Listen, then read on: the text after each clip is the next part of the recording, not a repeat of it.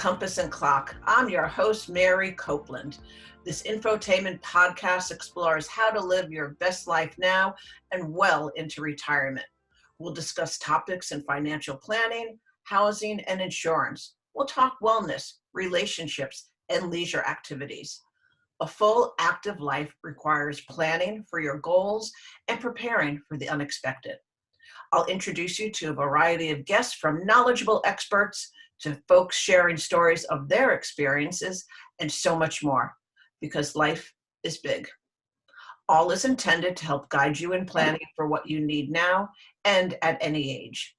Like and subscribe so you don't miss a thing. Today, my guest is John Reinmuth. After John retired, he started Wellspring Financial Planners, which is a registered investment advisor firm in Washington. His mission is to help people find financial wholeness in their lives at any stage, especially in transitions, from married to widowhood, from working to retirement. John, welcome to the show. Well, thank you. I'm pleased to be here with you today. Great. So John, today you and I are going to talk about how you took what your vision of retirement was and how you interpreted and made it happen for yourself, and part of the new way of retirement trend, starting your own business in retirement years and feeling fulfilled. Mm-hmm. So I'm just going to jump right in and say, John, did you always have this present vision for your retirement? Well, actually, I didn't have that vision at all. I knew that when I retired at 62, I was still in good health. And so I could anticipate maybe another 24, 25 years of some kind of productive life. My wife and I purchased a vacant lot here in Gig Harbor, and we had a house built, and then we landscaped it. And so then I was beginning to say, well, what do I want to do next? I knew that I needed to have a significant purpose, a meaningful purpose for my life. Now, as a pastor, I oftentimes found myself in a teaching role.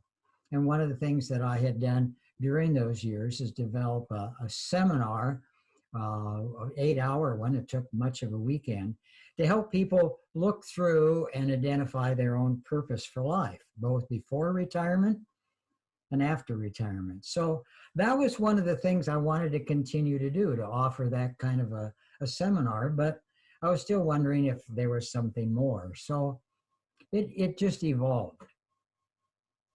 So in your past career life, you were a pastor and you helped counsel and guide people, and now you're in the financial world. So what was the trigger that made you want to serve others with their financial wholeness in your retirement years, if that wasn't your original vision? Well, I kind of want to pick up something from a book by the name of Malcolm Gladwell, who about 20 years ago wrote a book entitled The Tipping Point: How Little Things Can Make a Big Difference. And in that book, he talks about how certain things just kind of evolve over a period of time. But when you look back, you can see here was a crucial moment that seemed to make a difference. And for me, I think it was taking to heart that seminar I was leading other people in what to do for their lives. I mean, certainly one of my purposes was teaching that course. But I was looking for something more. And I realized that I'd often seen people dealing with the financial struggles in their lives. I'd seen people wishing that they had prepared earlier, trying to make ends meet after a spouse died. And I knew that I had over 40 years of personal investment experience. So that was important. I was bringing that personal experience to the table. And I certainly had a strong interest in helping others. So I felt like there was something there that made a difference for me. And so I tested it out by taking one course as part of a 5 series of classes, significant college classes, for training to become a certified financial planner. I really liked the concept of certified financial planners. You have to serve as a fiduciary, always keeping your client's interest foremost in whatever you do. So I took the first course, enjoyed it, did well in it, decided to take the others, and then I learned, I have to pass a national exam that took 10 hours over 2 days. So, I studied like mad and stressed out a little bit, took the core class, and I passed it. Then I found out, I still can't call myself a certified financial planner. I need to have 3 years of full-time equivalent experience doing planning for people. And by this time, I'm now right around 70, and I'm saying, golly, I don't think I want to work for somebody else, because I don't ever want to sell a product. I don't want to sell insurance. I don't want to have things on commission. I want to always put the client first. So I decided I was going to start my own company, Wellspring Financial Planners, PLLC. And that's what I did. So Wow. I officially opened that business in May of 2015. Okay. So at that point, were you 70 then? Yeah. Yeah, Okay. I just barely turned 70. Okay. Well, kudos to you. So now you've been serving others through Wellspring Financial Planners for about 6 years. And did you find it difficult to launch a business from the ground up, in your late 60s, early 70s? And tell us about some of the challenges you might have faced and overcome. Well, I don't think the challenges were necessarily related to my age.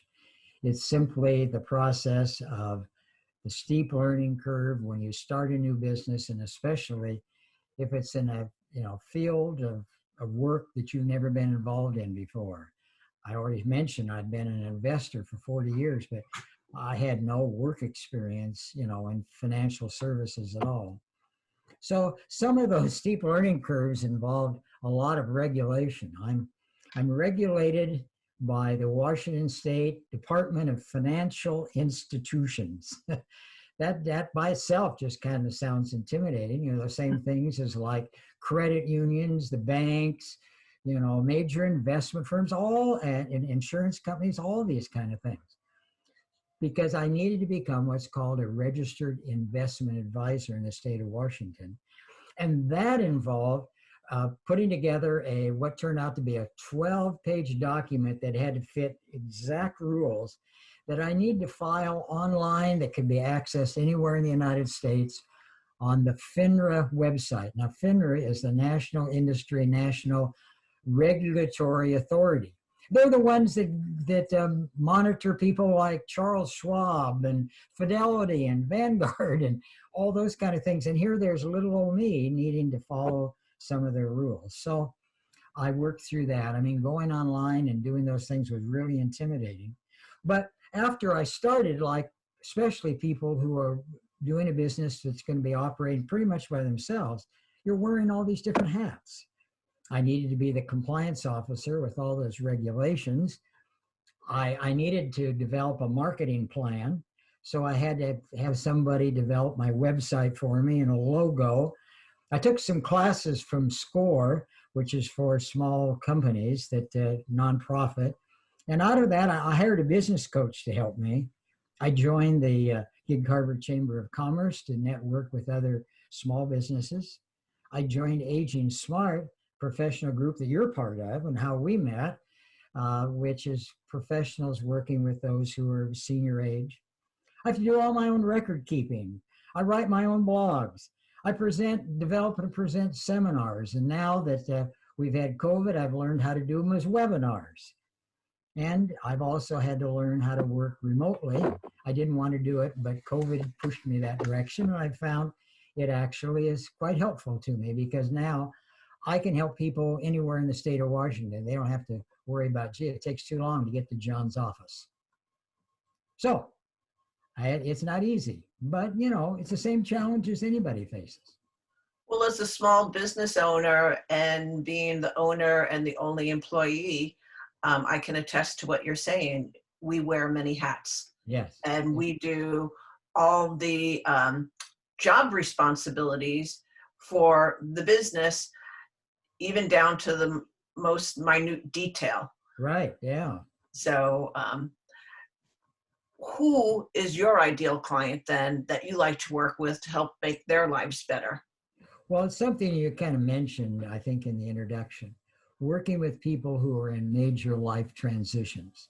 As I look back, on how I got started, they really kind of fall into three different kind of categories. Mhm. There are those people who have just married or remarried, because that's an important decision-making point for them financially. If it's a young couple, they're trying to kind of set the financial foundations that are going to be important for the rest of their lives. If it's couples remarrying, now you're bringing together assets from two different households. You're trying to figure out how you're going to blend them, or what you're going to keep separate. You got to figure out how you're going to pay for your current expenses. So there's a lot of things that go into working with a couple just getting started. Then there are people that I'm going to say they're primarily in their 50s and early 60s, 10 to 15 years from retirement, because it's about this time that people say, well, I kind of got my kids through school, or they're off in the military, they got their job, whatever it is. I got to think about my retirement.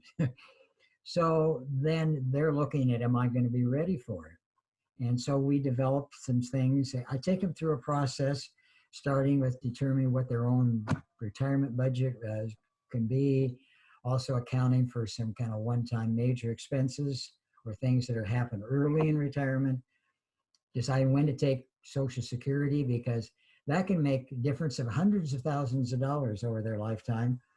And then looking at all those things and saying, well, am I on the track, or do I need to start saving more? And then those who've lost a spouse, either because of death or divorce. And I realized that divorce maybe can be just as traumatic or more so than when a spouse dies. You're always dealing with some major financial issues at that time. If it's a divorce, now you're trying to support two different households. If it's a death, you're actually finding your sources of income are shrinking, because you're only going to be able to get one Social Security benefit, either your own retirement or as a survivor benefit from your spouse. You're going to have to learn to manage the finances if it's not something that you've done before. Maybe your spouse was the primary one. So early on, I developed a seminar, now a webinar, Finances After My Spouse Dies, in which I kind of look at some major things that go on there in terms of that transition and what they can do. And so I have some materials available that I'd be glad to make available, at some particular time later that we're probably going to talk about. Sure, we will definitely, at the end of our session together, I'll ask you for some your website address and everything, and Sure. people can access you. So there's basically about 4 different groups that you mentioned, everybody going through some type of transition in their life. And one of them that you mentioned were widows and widowers. So do you have some advice for widows and widowers that have lost their spouse? Yeah, well, part of it's my own personal experience, having lost my first wife in 2013. But here's some of the things I would tell them. One of them is you got to cover your own needs first. Really do some self-care, and that includes your emotional, physical, social, and spiritual health. Take time to grieve. Don't be in a hurry to just dive in and take care of all the administrative details. Get plenty of rest, plenty of exercise. Invite friends to help you with some of these things. You don't have to do it all yourself. And especially don't try to tackle all of the to-do things at once. If you were to go online and Google in for a search, tasks I need to do after my spouse dies, you could easily go find some websites and blogs, et cetera, that are going to give you maybe 30 or 40 different kind of tasks. Wow. That can just overwhelm you, kind of blow you out of the water. So that's why I developed that in-person seminar called Finances After My Spouse Dies. Because what I've done is taken this myriad of tasks and broken it down into 3 kind of time frames to look at what needs to happen when, so you can just focus on a few things at a time. There's what you need to do that first month, because there's some just critical things there, things that can wait till months 2 to 4, and then finally things that need to happen sometime over the first year. So people have told me it's really helpful to be able to see that and to kind of be able to check them off. Okay, I got that one done. Now I can think about the next one. So that's the basics of the seminar. Particularly, don't fret right away over medical bills. You need to wait until your insurer and Medicare is going to pay whatever they can. You need to know that you have 180 days to pay medical bills before it has any impact on your credit rating. And then know that you can negotiate your medical bills and typically negotiate down about 50% or more. From the tips that you're sharing with us, are any of these self-taught? You know, you went through this yourself. You became a widow in 2013, and so is some of this personal experience too. Absolutely. Yeah, Okay. absolutely. Some is that, some I just try to do more research, because everybody's situation is a little bit different. But yeah, my personal experience has a lot to say about it. Yeah. I just wanted to ask you that because that's what people want to hear. You know, they want to learn from somebody that actually walked that road too. That you're not just reciting things that you've Googled Right. online, etc. That Right. this is heartfelt, genuine, good information to help them Right. along, as they take the steps on their own. And because I've had that experience, I mean, I really have a passion for that. Right now, it's not the majority of my clients, but when I have an opportunity to do it, I want to do that. And sometimes that means eliminating part or all of my fees just to make it available. So we just talked about folks that were widows and widowers, and you did mention 4 groups of people. How about going to the opposite end of the spectrum, and what tips do you have for people that are younger, that are in their 40s and 50s? Okay, they're younger than retirement days, but presumably they're well into their lifespan and middle-aged. Yeah. So one of the things I would tell them, no matter what age, this could be earlier too, you need to know where your money is going. You can't control something if you don't know what's happening to it. In some ways, I often use the phrase, the devil's in the details. Most people can tell you how much their mortgage payment is and their escrow thing. They can tell you about how much it costs for utilities, what their car insurance and house insurance and life insurance are, those kind of things. But everything else is kind of, I don't know, I'm just making ballpark guesses. So what I tell people is you need to, at any stage of your life, to really start to gain some control. Take at least a 3-month period of time to keep detailed record of where basically each dollar is going. That's going to give you some insights in what you can do, because oftentimes you find money kind of slips through your fingers like sand, at the beach. And if you know where it's going, you can maybe make some decisions to redirect some. So in this case, if you're in your 40s and 50s, you can really get serious about funding retirement. Great advice. So then moving on from that, I would say, you need to start planning for major events in life, before they happen. And the thing that they still have available in their 40s and 50s is they have some time, So whether it means you can start saving more, you can start putting together plans for long-term care, and buying long-term care insurance in your 40s and 50s is so much more affordable. So I kind of learned some of those things by my own personal experience again, but it's just some of those advices that I give. Now is the time to think about the future. Great advice. It's always good to think ahead. So I'm going to go backwards just a bit and ask you, because this wasn't your original retirement plan. You reinvented your retirement, and now you're Wellspring financial planners. So tell us just a little bit about who was the first person or first 2 people that you helped, and how did that all come about once you were on this course? Well, as it turns out, the first 2 people I helped were both widows. I had taken the training for a certified financial planner, but I hadn't started my own business. So they were both helped free of charge. The first one I helped was a widow who was a friend in a group to which I belonged, who was really facing some major financial challenges. Her Her husband had been military, but because it was a second marriage, etc., when he died, there was no military pension. And she was going to lose one of their two Social Security benefits because, as I mentioned, you can only get one at a time.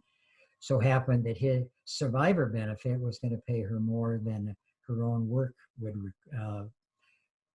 produce for her.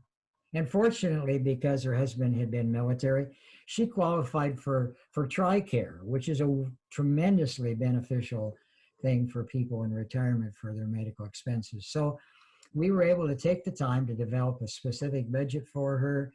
We needed to face some challenges where she had some expenses she just had to be able to get off the table. And then she had a modest size IRA that I could help her better invest in. So now 10 years later, she's doing well. And the second one I helped was a widow when I was a guest speaker at her church in Port Orchard.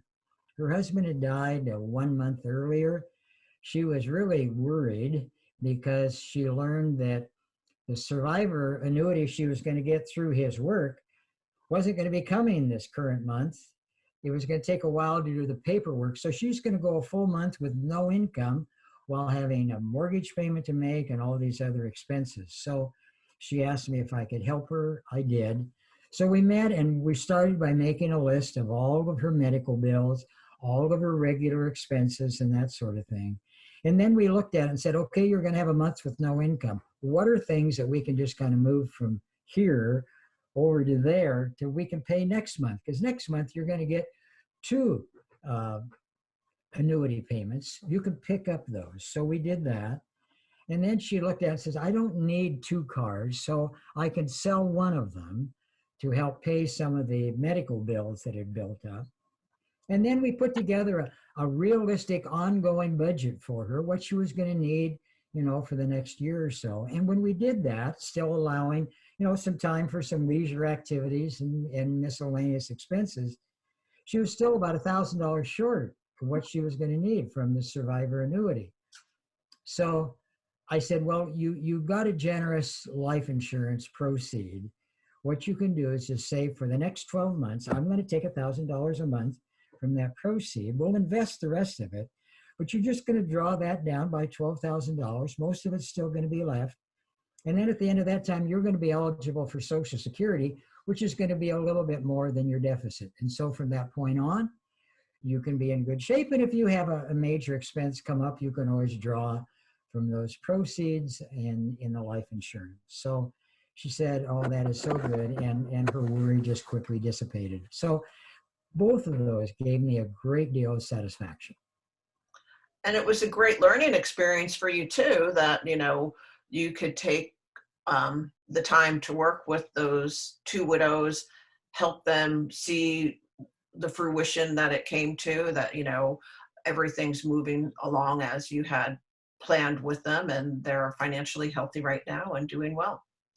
So we only have a couple of minutes left, so I want to ask you one more question, if I may, and that is, you're in your 70s, you embarked on a new career later in life, and you're happily remarried.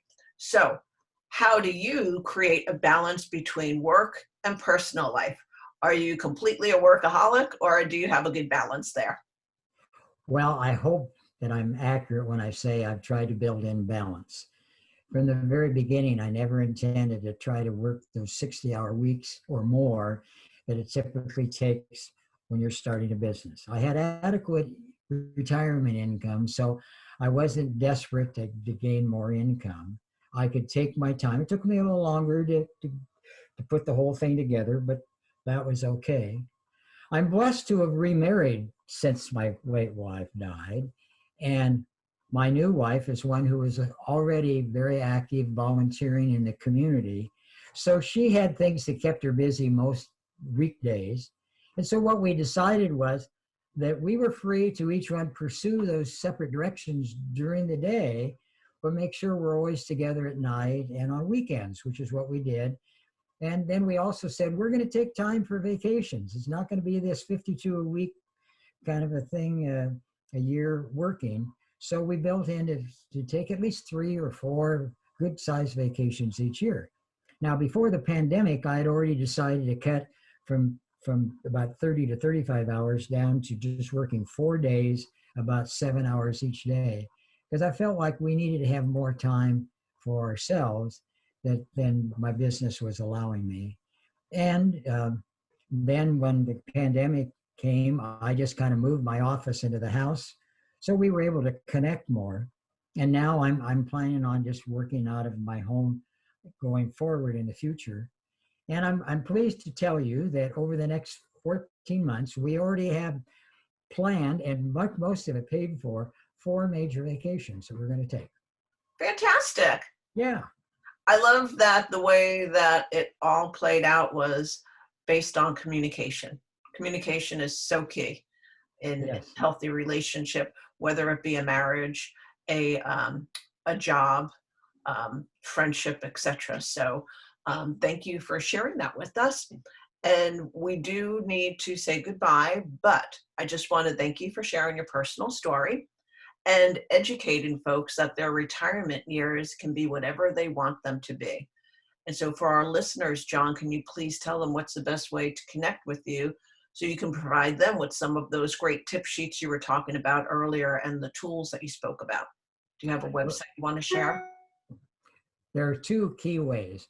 One of them is by sending me an email to John at WFPPLAN. That's Wellspring Financial Planners plus plan, just the initials, WFPPLAN.com. And then tell me you want to connect with me to get resources.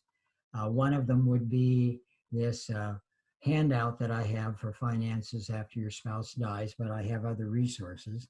And you can call me 253-353-3033, 253-353-3033, or you can go to my full website, wellspringfinancialplanners.com. So there's 3 different ways. Fantastic. And I'll make sure to put that information with the podcast. So until next week, folks, take care and thanks for listening. Have a great day, John. Bye-bye. Thank you. Bye now.